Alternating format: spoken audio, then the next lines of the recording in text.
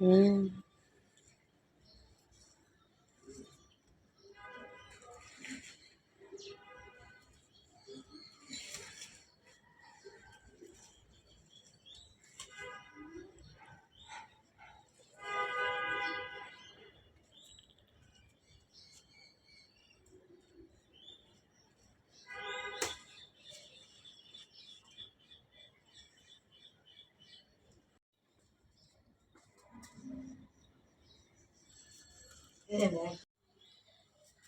যেখানে সেখানে যে যে গাছ ঠাস হয়ে থাকে, এই আল্লাহ মানুষের জন্য রিজিক পাঠায় বান্দার লেগা।